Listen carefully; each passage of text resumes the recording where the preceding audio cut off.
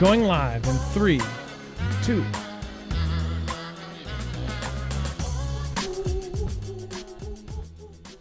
All right, what is going on, guys? It is Adam, a.k.a. Marf, and this is Marfoogle News. We have, again, news of a strike, a precision strike that went right into a building they say was an extremely important strategic plutonium plant. So, again, this is what they are saying just happened. They said that Iran's nuclear reactor destroyed a shock satellite pic shows gaping hole in the plutonium plant after this Israel blitz and precision rocket actually took it out. Now, if you haven't been following the last couple days, it has been a giant deal that, of course, we have virtually admitted that the U.S. is now involved in this conflict, that we have control over the air, and that, of course, we know where the supreme leader is and that the president is debating taking him out, right?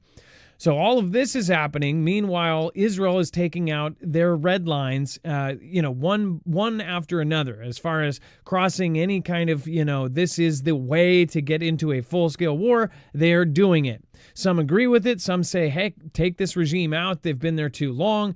And some others, no matter what is going to happen, say, hey, this is a war. We don't want war. And we don't want war with, Iran, Russia, China, and everybody else. Which, again, there's a lot of stuff that is happening tonight, which almost looks like my gut has been right again with the whole North Korea thing. We'll talk about North Korea later.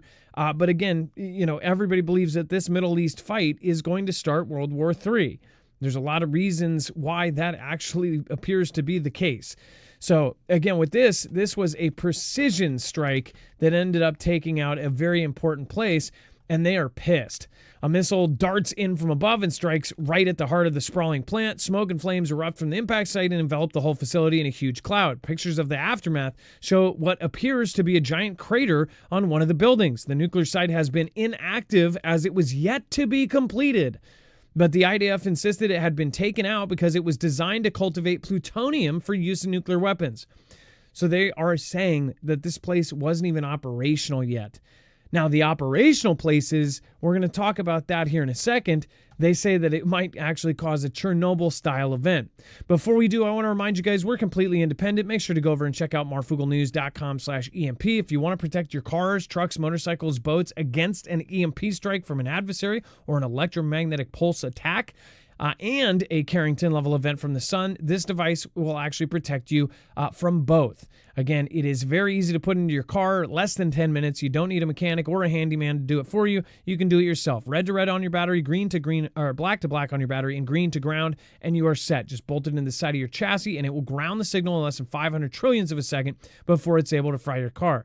That way, people are going to be able to get home. People are going to be able to get out to bug out. So go check it out, marfooglenews.com/EMP, and make sure to use the code MARF, again, to save $50 off per device. That includes their new devices, which now you can get Starlink protection, you can get Ethernet and modem protection. Again, those are all available over there as well. Same protection that agencies like DHS, the U.S. Air Force, FBI, DOD, they're all, again, on this, and including the DEMSO team helping protect the Texas grid.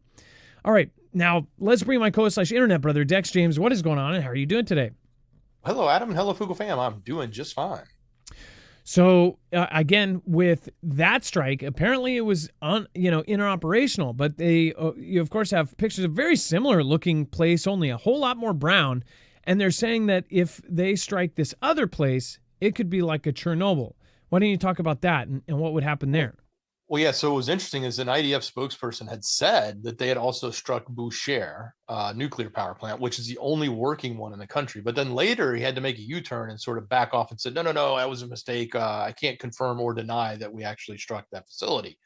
So, of course, that is a working facility, and that's where Russia is coming in. And they're saying, hey, look, if there's an attack on Iran's Bushehr nuclear power plant, it could lead to a Chernobyl-style catastrophe. So, the Israeli military spokesperson had said that they had struck the site, but then backed out of it, saying his statement was a mistake. And it probably is a mistake because that would be pretty bad. But at the same time, it could be something that does eventually happen in this. We don't know. We'll have to see what plays out in this conflict. But, taking a functioning nuclear power plant and striking it would be no different than sort of the meltdown you saw at Chernobyl, right? Well, that's what they're saying. And if something like this happened, what areas would it affect on the actual map? Where would this end up going if this ended up being a Chernobyl-style event? Or is it just another kind of tactic for them to, double think taking this thing out? But it looks like, again, some of these areas are only places that the U.S. can take out. I don't know about this one. Again, they are worried about them taking this one out, so it's probably on the list to go next. Again, so remember that name, Bushehr Nuclear Plant. It seems to me like no matter what, this is moving forward and they are going to continue hitting these targets. Israel is not going to give up. Israel is not going to go, you know what, we've decided. They said that they're going to play nice. Now we're done. Which brings us to our next story, which is essentially Israel saying Khamenei can no longer be permitted to exist following the Iranian strike on a civilian hospital. Now, if you haven't been on X in the last couple days, I don't blame you because there is so much just horrible stuff going on right now. But everyone has immediately called. Within 10 minutes of this thing, everybody was calling this kind of a Fantastic Freddy event. And as far as this goes, it is super convenient timing. Now, I'm not saying I'm believing either way of it because I don't know enough on either side to know that. But one thing I will say is I do see both sides, and I try to look at everything with, be the devil's advocate and be on this side. What some are arguing and people are posting are saying, hey, they took out like 30 hospitals in the strip, right? These guys hit the civilian hospital, and again, some say that they believe that it was done by themselves, right? That's, again, the claims by some. And a lot of people are kind of looking at it and going, wow, this is like extremely, extremely timely hit on a civilian hospital. Now, lots of targets have been hit in both countries. Again, this is the kind of event where if there is video and pictures of it, that this tugs at your heartstrings.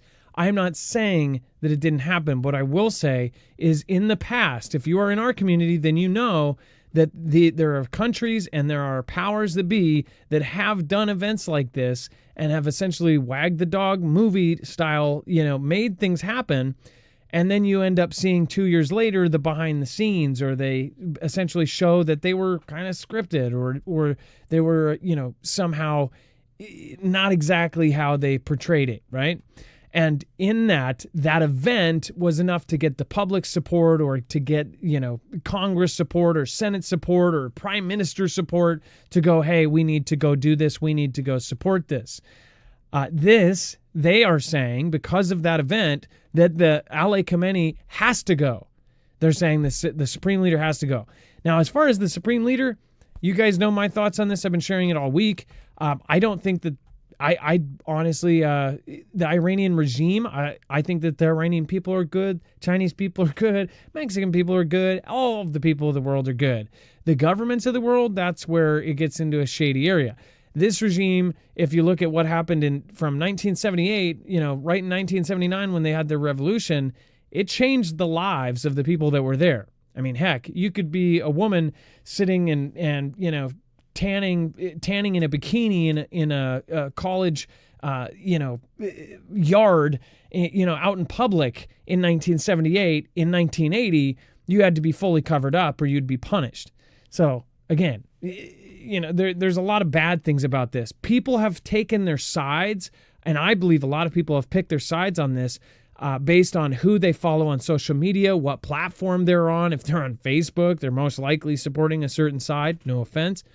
But I know that when you get fed 90% of one side, it's like it's subconscious. Your brain just goes, I agree with this side. I'm not agreeing with either side. I think that war is horrible, but at the same time, I do try to look at both sides of like, would this be a bad thing, a good thing? Are people making a decision out of fear not to attack? Are people making a decision because of propaganda that this side is putting out to make these people the evil people? I don't know. But one thing I do know is that we're dealing with World War III right now. This is it. If you haven't seen the massive buyout in gold and the elites getting prepared for it, then you're blind. Everyone is preparing. Countries are preparing. And people are still going, no, it's all going to be a nothing burger. Sorry, I don't believe so. Join us for our next show. Our next show, we're going to talk about war with Iran, but we're going to go into the details. We're going to go into North Korea. I mean, every story that comes out in North Korea, it's almost like they're listening to our community and going, here, let's put out a piece that totally backs up these crazy theories, right? We'll talk about that here in just a minute. If you want to follow us over there, if you're in the chat, just stay there. If you are in watching the replay, just click here. We'll see you in just a minute. Be safe, be prepared, and Marf out.